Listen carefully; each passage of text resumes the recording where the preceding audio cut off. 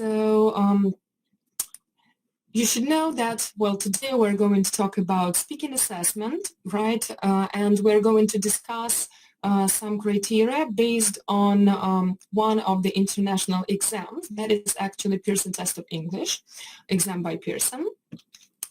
So speaking, right? We speak all the time, every day. It's a part of who we are. We speak to our friends and family, to our colleagues at work. Sometimes we speak to ourselves, right? Like I feel right now talking just to myself because I can't hear any responses here. So thanks for staying active in the chat box. It makes me feel, warm and feel like I have the audience. And while we are speaking, right, our brain is engaged in many processes, starting from picking the individual words that we want to say and then joining them together in a meaningful utterance. So it takes some time, it takes lots of skill from the brain to be able to talk, well, any language, and foreign language is even more difficult, so we all understand that. And because we speak to different audiences and for, different purposes and definitely under absolutely different conditions, we can say that, well, speaking is kind of, multidimensional. So there are lots of things that we can assess or evaluate when it comes to speaking. And because we want our assessment, well, any kind of assessment, right, to be as close as the real life conditions as possible, we need to make sure that our speaking assessment, again, represents these conditions and the audience and the purpose of speaking as it would be if it was a real life situation. Because we don't want them just to, recite a text or something like that. We want to assess their speaking skills. There needs to be a situation, there needs to be a purpose, and as closer to their life as possible, because we all understand, again, personalization. That's what Dan Brayshaw also talked about. It's very important for especially teens to talk about the topics that they are familiar with, something that is close to them, something relevant. Then they will have more ideas. They will be more eager to share their ideas. So that's what we need to try to do on the exam as well. And of course, there are lots of different types of speaking tasks. So I'm sure that you can come up with lots of options here. So in your chat boxes, can you please share with us any kind of speaking task, maybe exam type, maybe just something you do on the lesson. So anything that you do when you want to evaluate your students' speaking skills. So what are these kinds of tasks? Okay, discussion, great, that's a very good task, especially if you can assess, several students at once. It gives you such an opportunity. Dialects warming up, so describing a picture is a very popular task, that's true. Group work and pair work, that's right. Presentation and debates, comparing pictures. Okay, so you're absolutely correct. There are lots and lots of different ways in which we can assess students' speaking skills. So one of the most popular tasks that was mentioned a lot in the chat box is description, right? So we can ask our students to describe a picture that they can see, or a place maybe where they live, or a place they visited recently, or even a person, again, somebody they can see in the room, or their friend or family member. That's a typical task for like lower secondary school students, to describe their parents, brothers, sisters, especially when we teach topics like appearance or clothes, something like this. Another task is telling a story. That's a very interesting task too, because I see storytelling in the chat box right now, so you're on point. We can ask students to tell a story based on a picture or a series of pictures, or, just imagine something. So imaginary story, that can also be a task.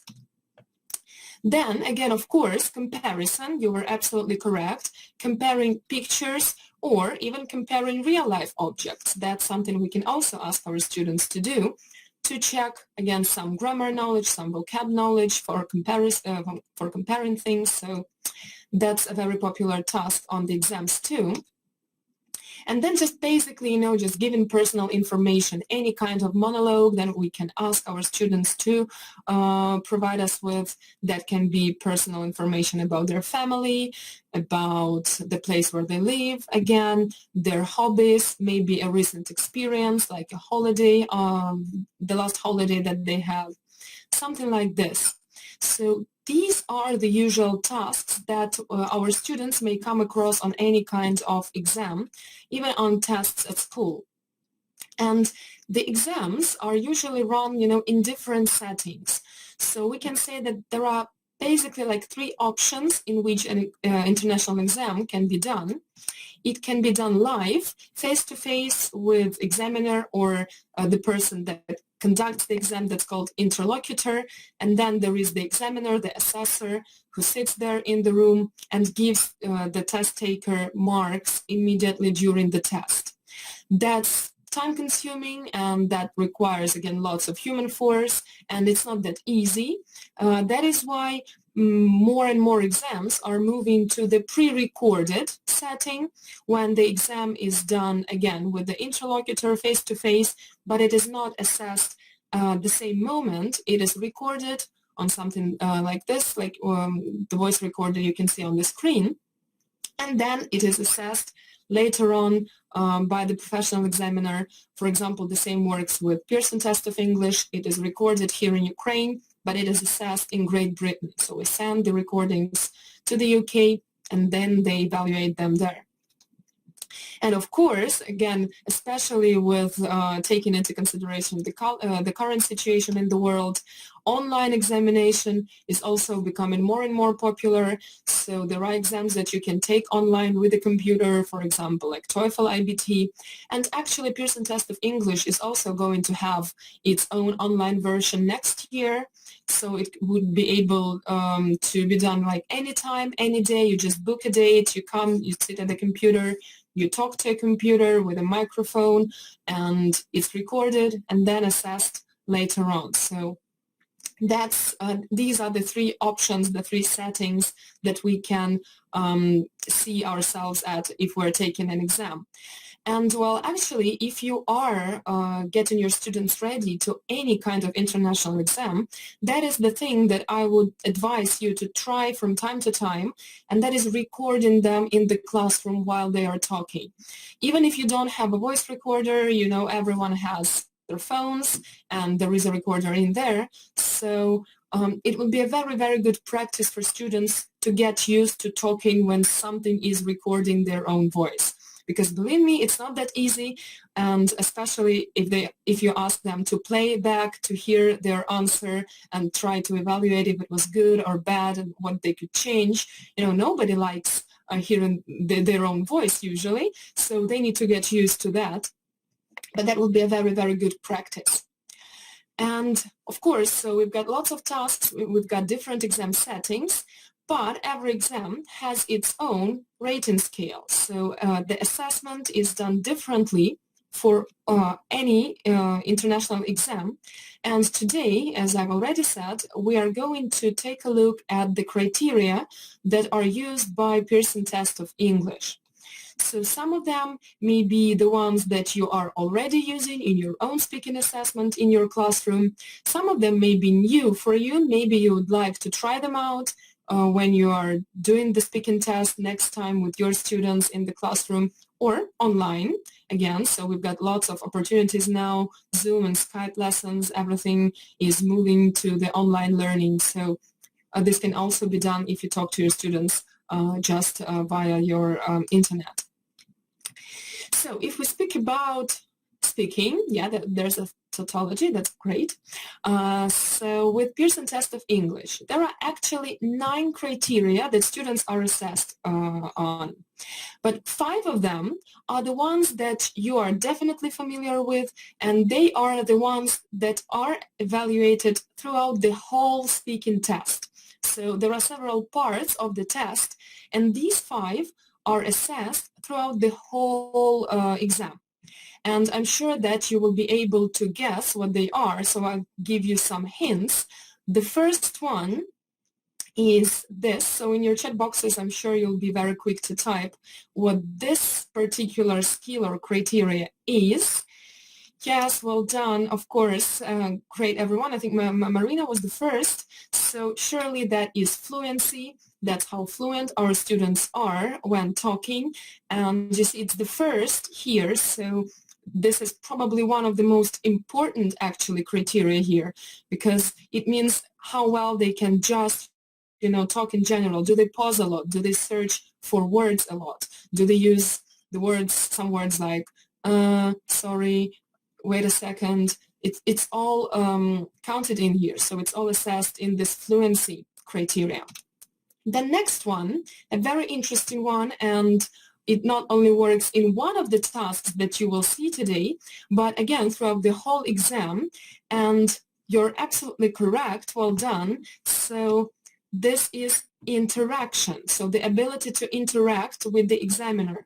There are tasks where the student can ask examiner questions, ask their own point of view, you will see that today, but in general, just receiving a question, just giving a response, so like, oh, that's an interesting question, or thanks for asking that, I've just been, and so on. So being active and showing that you are taking part in the conversation, that's one of the criteria within Pearson Test of English assessment. The third one that is closer again to what we do usually in the classroom, the next one will probably be your favorite, but this one is also very important.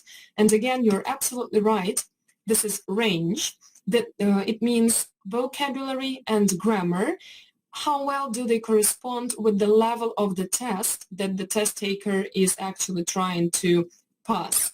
So with Pearson Test of English, it is not a test that can check and evaluate your level of English, like IELTS, for example, but it's a test that proves your level of English. So before you do the test, you need to decide which level you want to do, B1, B2, C1, and so on. And then comes this criteria, the range one.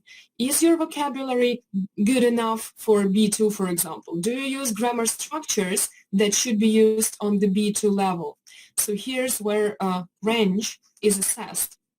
And of course, connected with range, inseparable from it actually, there is the next criteria, which is probably the first that any teacher would think about when just thinking about assessment, especially like speaking or writing.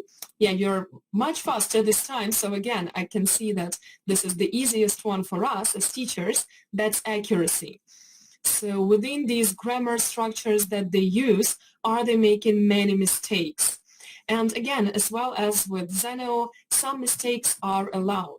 You even can make mistakes on C2 level, but not talking about like B2. So you can make mistakes. It depends on what kind of mistakes they are. Are they like severe, like very, very bad mistakes, like missing the third person singular or something like that? Or are they minor mistakes? So this will all be assessed here within the accuracy criteria.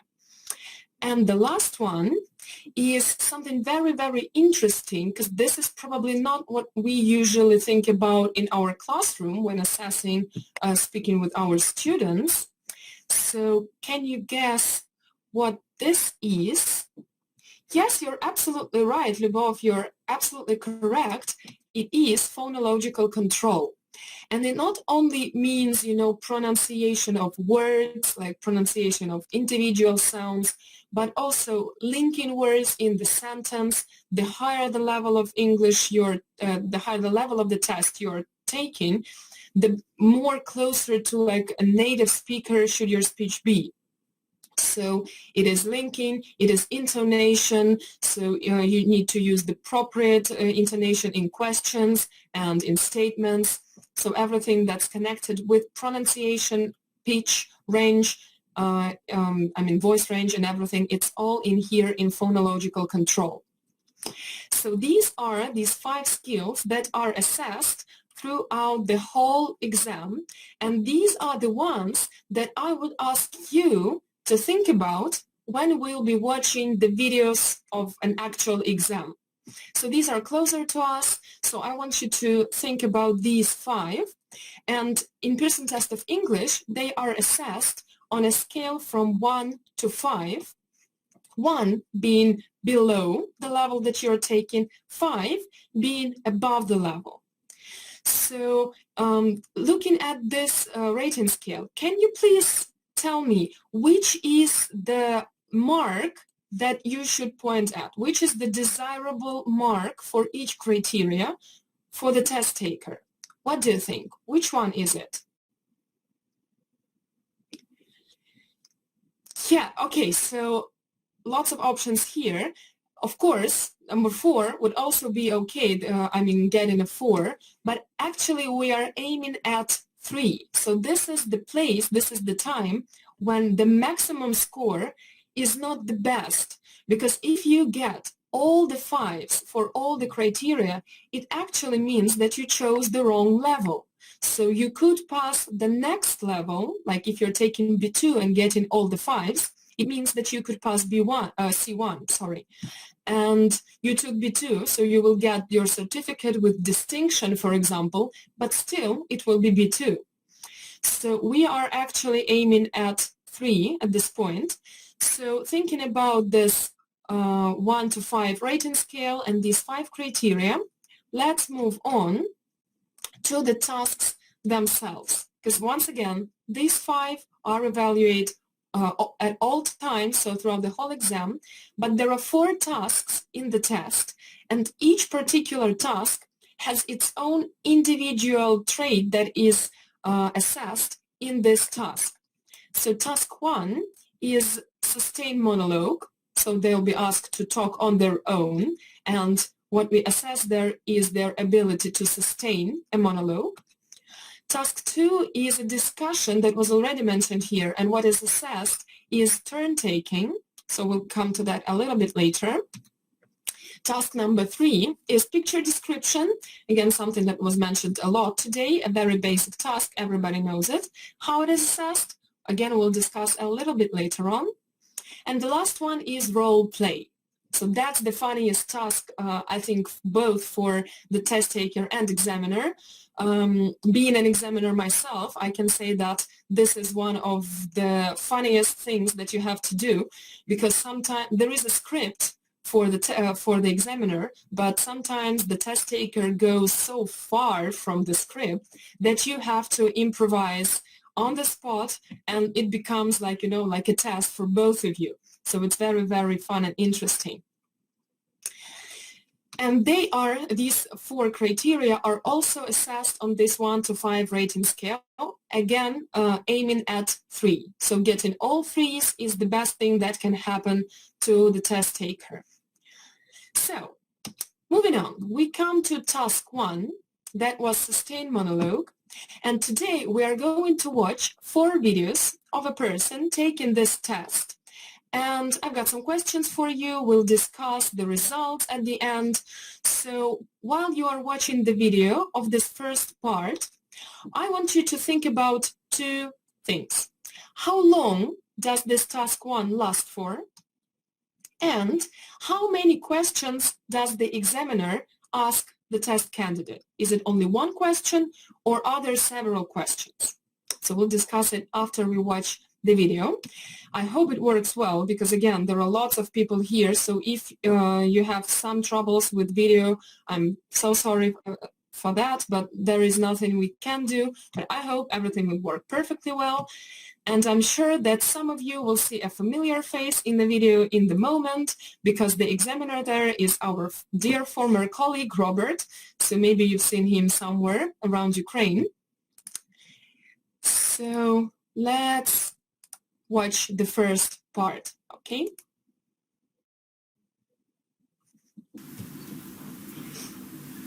Good afternoon. Good afternoon. What is your name? My name is Olga. Very nice to meet you, Olga. My name is Robert. Nice to meet you. Okay, first of all, I'd like you to speak on your own for about 1 minute. What would be your perfect holiday and why? Okay, thank you for the question. My perfect holiday is a holiday with my friends and with my beloved boy. And I think that we would go to the park and we will have a time there, we will have coffee and we will have twister or something like that, we will have fun. And then we will attend some cinema or some interesting sessions, lectures on art and so on. And in the evening we will have a dinner, and my perfect holiday will be not 2 days, and that's it. Okay, and what do you think is most interesting about going to other countries? I think that getting acquaintance with another culture and with the other people is the most interesting part of holidays abroad. And as for me, Western Europe is the best option in this case. I see. And is there anything difficult or challenging about visiting other countries? For Ukrainians, the most difficult is getting a visa, and getting a visa now is really a great challenge and a cornerstone of planning of every holiday. Okay, thank you. Thank you.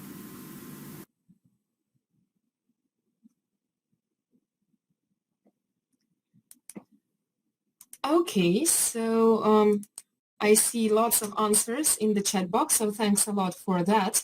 I guess you understand that this video was actually taken some time ago because we don't actually need visas right now to go to Western Europe, but still the tasks are the same. So you're all absolutely correct. The first task should last for about 1 minute. That's how long the test taker is asked to talk. And the examiner asked the candidate several questions. Well, actually, what it looks like is there is a main prompt, what would be your perfect holiday and why? And the task is to sustain a monologue for 1 minute. So if the test taker can talk without interruption, without pauses, just deliver a speech for 1 minute about this topic, it could be enough. And we can move on to the next task, that's no problem. But there are also follow-up questions which can be used if the monologue is too short or if we can see that the person doesn't have a lot to say about this topic, because it can happen, absolutely. And what is important here is that your mark, your final result, does not depend on the number of questions you are asked.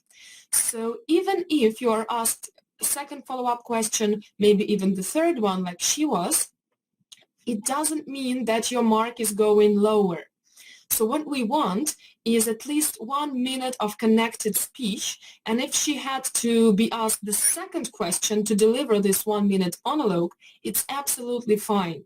So it doesn't matter how many questions we ask, we need to make sure, we need to do everything on our part to help the test candidate, to help the person who is doing the speaking to actually show what they can do. And what is assessed here is actually their ability to give these clear descriptions, so be precise on a wide range of topics, but within their field of interest. So again, with this B2 level, because this is a B2 level test, it's important for our students to be talking about something that they have at least some knowledge about. There is no point about asking them, I don't know, about atom physics or something like that. They won't be able to say anything. So what is important is that the topic is clear, the topic is familiar and relevant, and that they can speak without interruption for at least 1 minute. So this is the 6 criteria that we add to remember those 5 that are assessed all the time. It's called sustained monologue. And we move on to our second task, which is turn-taking or discussion. So the question here is, the question for you while watching the video is, what do you think by the end of the task? Should the examiner finally agree with the examiner? Should the candidate persuade the examiner to agree with them, or should the candidate's opinion on this topic still be set and clear? So that is the question for you. So agree, make the examiner agree with them, or still have the same opinion. So you're guessing, that's a prediction task. Well, that's great, well done. Now let's watch the video and, think about what the answer is. Now, we're going to discuss something together. The question is this: does the internet have more advantages than disadvantages? What do you think?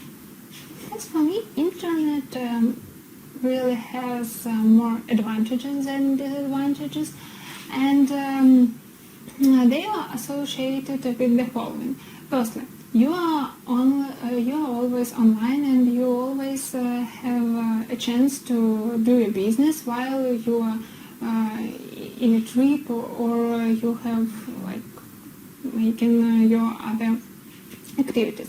I see, but if people are always online, maybe there's a danger that they could become too addicted to it. Is that? It is really a great point, but I think that every person should plan his or her time. So internet is a part of time management. You can, for example, do just everyday routine while you're traveling, and then you, for example, can have your time with your friends or your family. Yeah, I see what you mean there, but is there a chance that people could lose the ability to make face-to-face communication? Well, I see your point, but as far as I said, it is the clashes in our personality. So if a person is really outgoing and is really just needs the communication, he would not lose it. But if person don't want to communicate, or he is, for example, an introvert. Okay, how about then that it's quite possible that we can access information which isn't true on the internet, or false information? This point is really crucial for internet users, and to check your information, you need to use official sources, or just try to verify such information in other sources, and that's it. Okay, thank you. Thank you.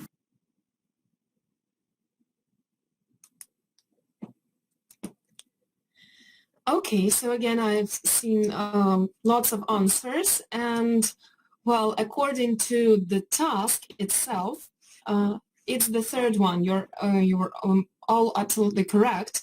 The candidate's opinion should be set and clear. So that is the idea of the discussion here, which is, so different from what we are used to doing with our students, because what we usually have as working with discussion, even if it's like a writing, it's a for and against essay. So we usually teach our students to think about advantages and disadvantages. And that is actually the biggest mistake the test candidate can do, starting task number 2 in PTE. Because here, there is a question. So does the internet have more advantages than disadvantages? What do you think? And it is absolutely important that the candidate chooses and justifies one side of this issue.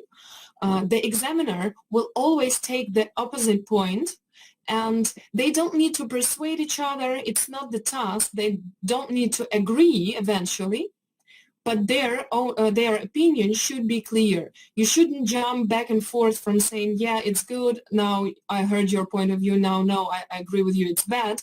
So you need to be clear, you need to be precise, and just stick to your point of view. And if we take a look at the criteria itself, at the descriptor of this turn-taking, what is assessed is the ability to initiate, maintain, and end discourse, which means, again, using stock phrases like, what do you think? And you can see the stock phrases are also part of the criteria. That's a difficult question. I partially agree with you because, I totally agree with you, but still I think that, or sorry, but I don't agree with you on this because I think that that's how it's supposed to be. You need to keep the turn. Here is the task where you actually can ask the questions to the examiner. So you can say, what do you think? Don't you agree with me? So the examiner, the interlocutor, has the script, but if we go off script, that's absolutely fine. It will be a real discussion of two people discussing a topic, having their own point of view, and that will actually be very, very interesting to do. So that is something that your students can absolutely do. That's absolutely fine. Ask us questions, make us feel uncomfortable. That's always interesting, going out of your comfort zone. That's important sometimes. So one more criteria we add to our list.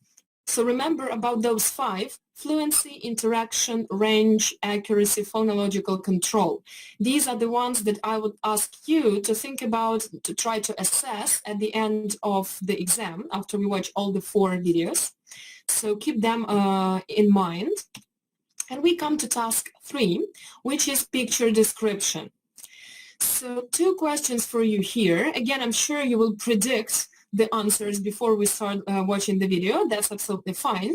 But the questions from me are, how many pictures does the candidate need to talk about? And is the candidate expected to state everything that they can see on the picture as a fact? Is it true or false? So let's watch the 3rd part and think about these questions. How many pictures should it all be set as true?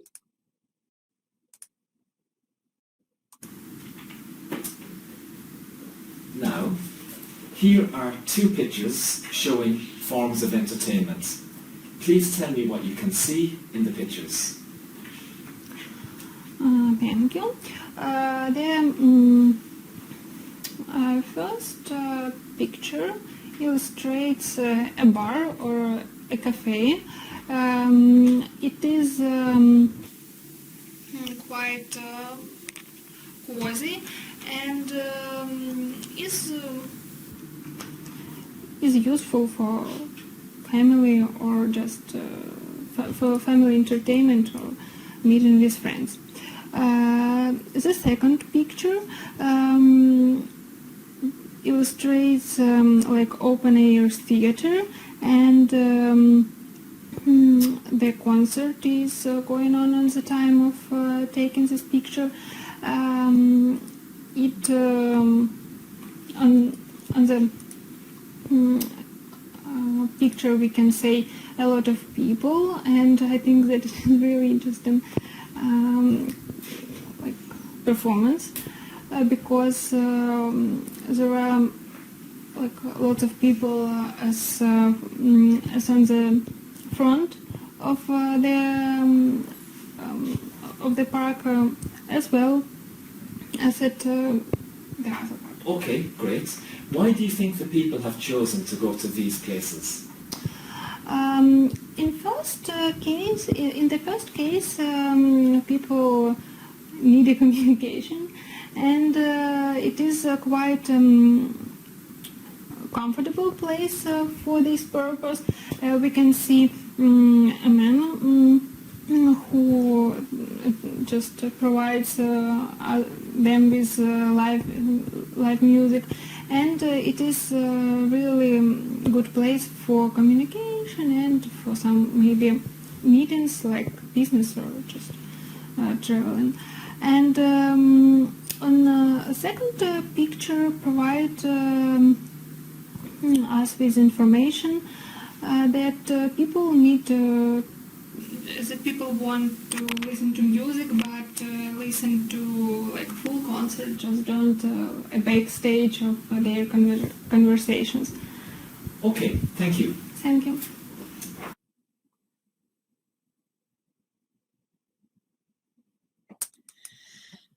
Okay, well, so again, lots of answers. Thanks for being so active in the comment section. Thanks a lot. So, yes, you are right. There were two pictures that the candidate had to talk about, but those who said one or two were also correct, because with Pearson Test of English, it depends on the level. On level A1 and level 1, which is A2, there is only one picture. Starting from level B1 and up to C1, there are two pictures.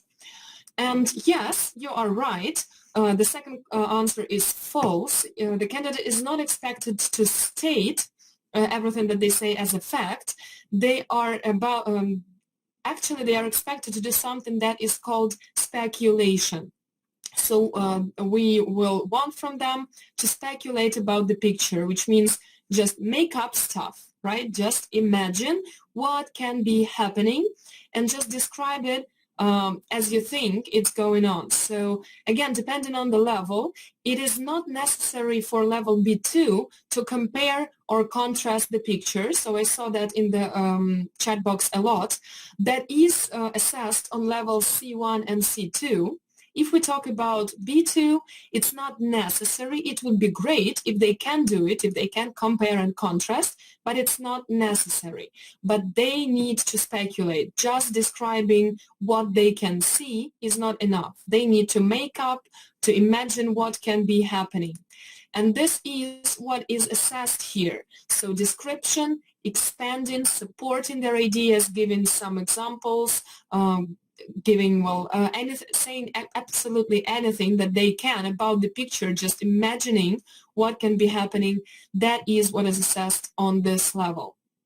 So again, if they can compare and contrast, that's a plus, but that's not necessary here. So this criteria is called thematic development. So they've got the topic. The topic here was like public places, entertainment, and how much they can develop the topic within these two pictures. And, well, the last task is the role play. So again, it's my favorite task. I like doing it a lot because lots of times it goes off the script. You need to improvise. You feel like you're doing the test yourself, and the candidate starts feeling, more calm because they also understand that now you are nervous too. And that's what they would like. So if you want to to give your students an opportunity to make you feel uncomfortable, again, to go out of your comfort zone, try role-playing with your students. That's always interesting. That's fine. So before we watch the video, again, a couple of questions for you, only connected with the one that we are going to look at. So within this particular exam, do the two characters in this role play know each other? Yes or no? And how do you know? So how do you know if they know each other or not? Just based on listening to what they are saying. And question number 2, what is the candidate's goal in this role play? So these are the questions for you. Do they know each other, the characters of the role play? And what was the goal? Okay, so let's watch the last video. Now, we're going to take part in a role play. Here is a card with a situation on it. Please read it to yourself.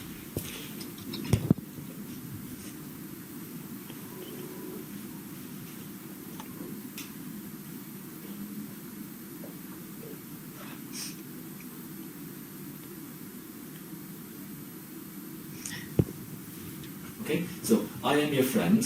You think I spend too much time inside. All right? You start. Hello, Robert. How are you? Fine, thanks. Yeah, you? Me too. What are you going to do today? I thought I might just relax here, maybe at home. Wow. Come on, you're always at home. I think that you need to go outside. Let us... Where will we go? And what will we do? Have you ever been to the Ukrainian Fashion Park? What's enjoyable about that? Oh, it is a really, really good place. It is an exhibition. It is open-air exhibition of different monuments and of different sculptures of Ukrainian and foreign artists and sculptors. I see. Will it cost much money? No, it is free for coming, and you will really enjoy it. It is a really cozy place, and you will have a lot of emotions. I see. And you said it's outdoor, but it kind of depends on the weather. Have you seen the forecast? Yes, I planned it, so we will go tomorrow. And tomorrow is going to be a sunny day, and it will not be very hot, so it is very, very good weather for going there. Okay, that sounds good. Let's go then. Yeah. Oh, I'm really happy. Okay, me too. Okay, thank you. That is the end of the test.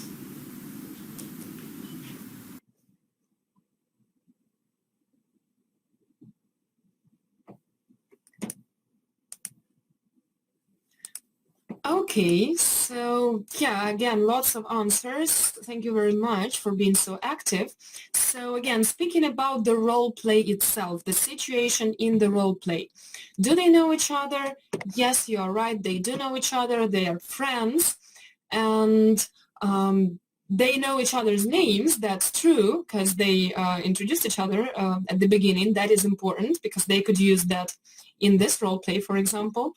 And the candidate's goal was, kind of like to persuade to go out, at least just, to invite her friend to go somewhere, because he spends lots of time inside. So great, thanks a lot for the answers.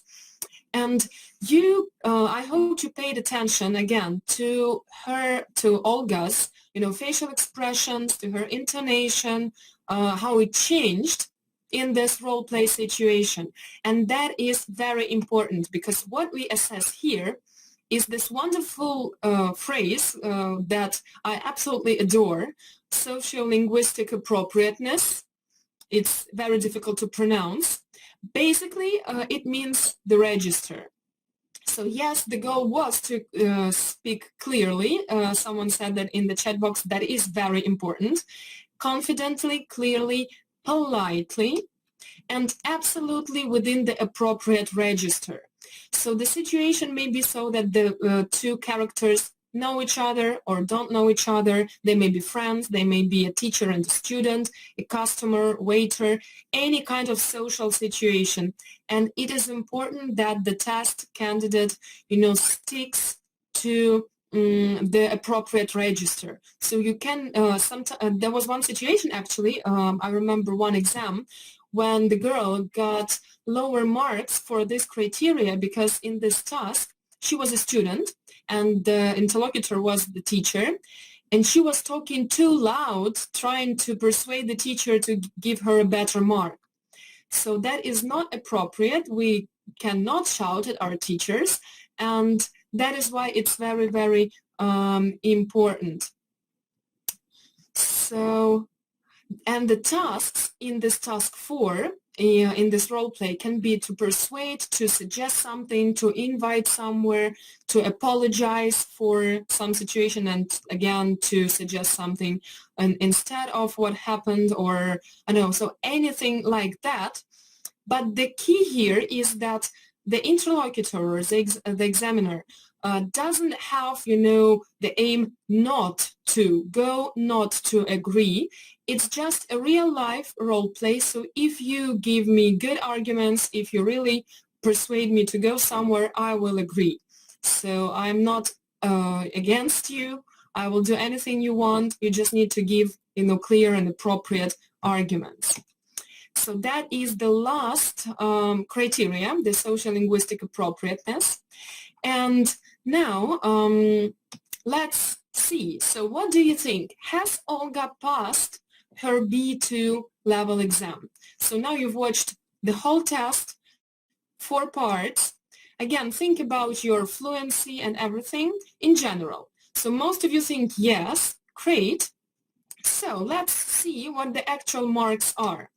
So with these 4 criteria that are based on the tasks, I've got the marks for you. Unfortunately, within this program, my slides do not show as they are supposed to.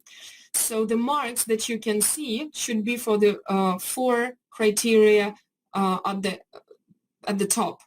So 3 for social linguistic appropriateness, 3 for thematic development, 2 for turn-taking, and 3 for sustained monologue.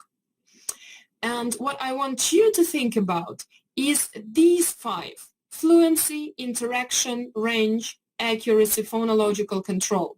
So think about the marks that you would put her for these 5 criteria. You remember, from 1 to 5, 3 is just at the level, 2 just, starting the level, 1 absolutely below, 5 absolutely above the level.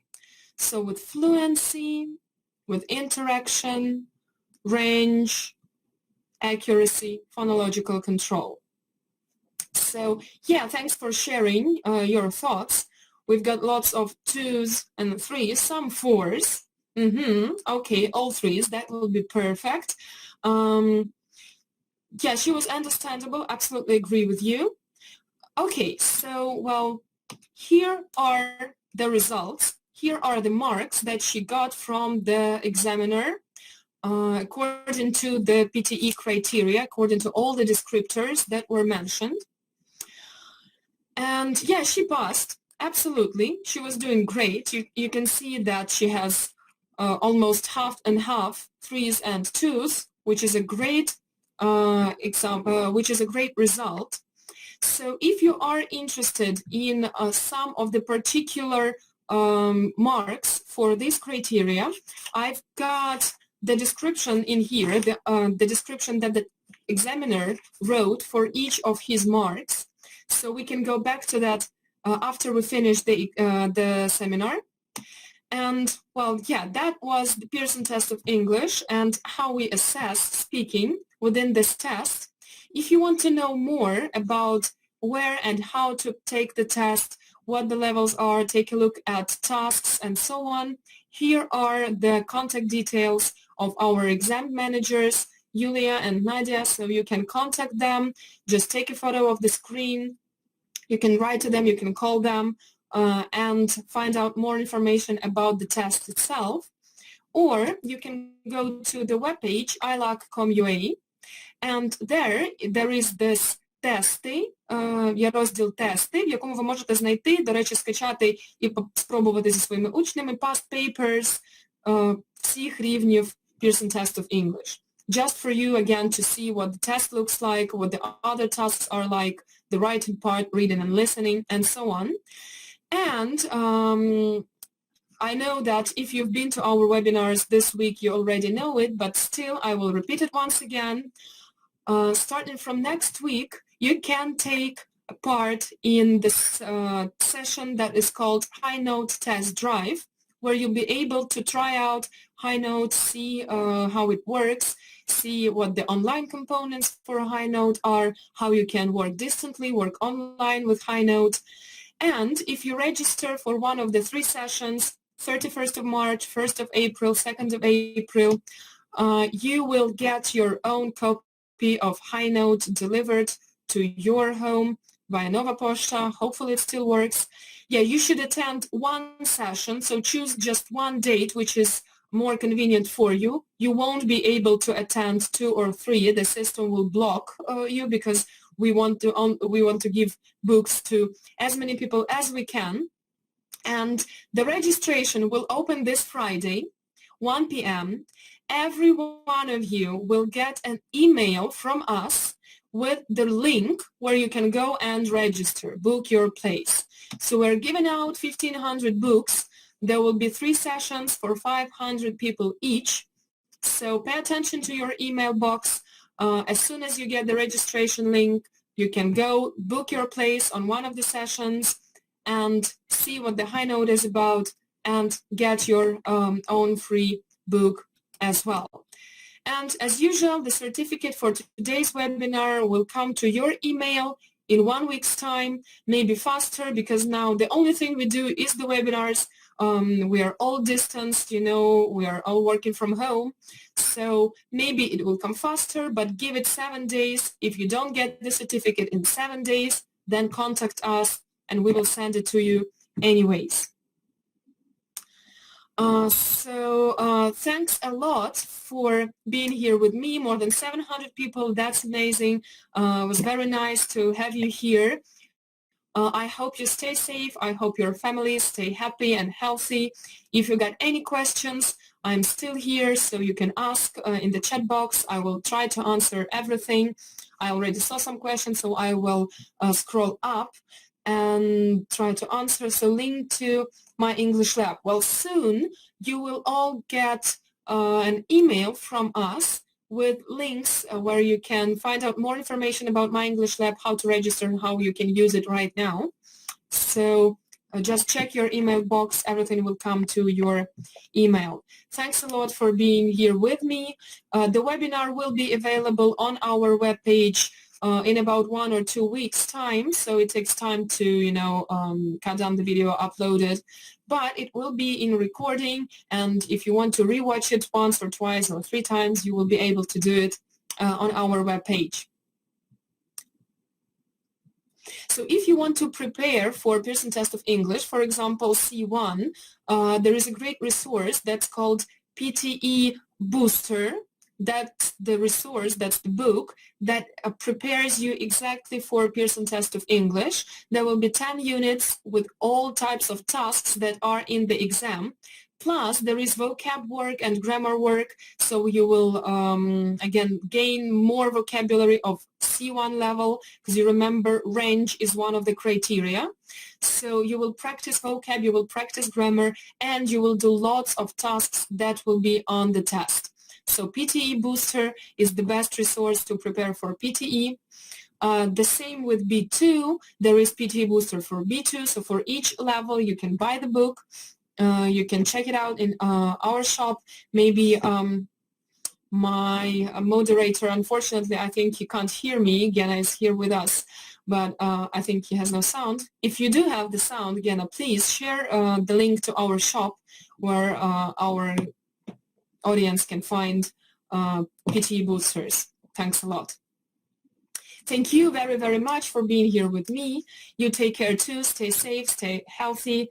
So if you disagree with the results, you will get the results, you will get the marks for each task, each part of the exam, like listening, reading, writing, and speaking. You can appeal if you think the task is, the mark is too low, but it costs some money, it takes some time, and again, no one can guarantee that you will get a higher result. So how it happens is that everything is assessed in the UK, then they send the results here to Ukraine and you get your certificate. If you don't get the certificate and if you are not satisfied with the results, you can appeal, then they will get your recording once again, they will get it out, they will check it once again, but again, nobody guarantees that that you can get a higher mark. So it is possible, but, well, it just depends on the situation.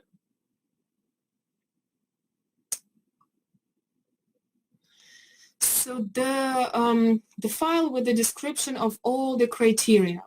Well, there is this file, there is the information for all examiners available on this webpage, iluck.com.ua. If you go there and you search for resources for examiners, you can find the descriptors for all the levels, for all the criteria and how they are assessed. I'm not sure if I can just share it here like with an email. I will check that. If it is possible, we will, pin it to the email that you get with your certificate. If not, you can find it anytime on iluck.com.ua. So it is in there.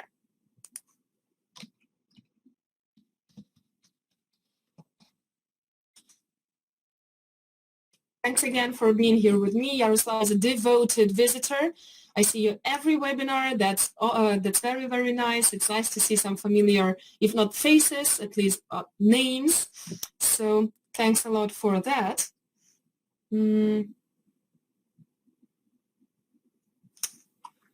Okay.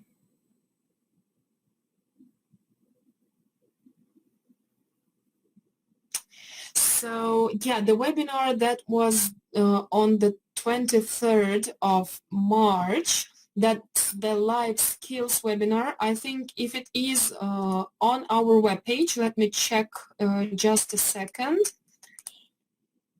It's yeah, it is on the webpage. There are no questions, so I can see that there is no test. Well, you can contact me with the email that I'm writing to you right now. Antonina, right? So there's an email. You can contact me and I will send you the test. It's somehow not pinned to the webpage. That's not a problem. You will get the test so you can get your certificate. So don't worry. Just write to me and we'll solve everything. Everything will work. Again, thanks a lot for being here with me. Have a great evening. We've got more sessions to come tomorrow and on Friday. And tomorrow, you know, our wonderful colleague Chris Kirby will be doing a live stream on Facebook, I think at 1 p.m. So pay attention to our Facebook page. You'll be talking about distance learning and you can ask him questions. He'll be happy to answer. So don't forget about that. Don't forget about everything that's happening within this Internal Education Online program. Thanks a lot for being here with me. And, well, stay happy, stay healthy, stay safe, and bye-bye.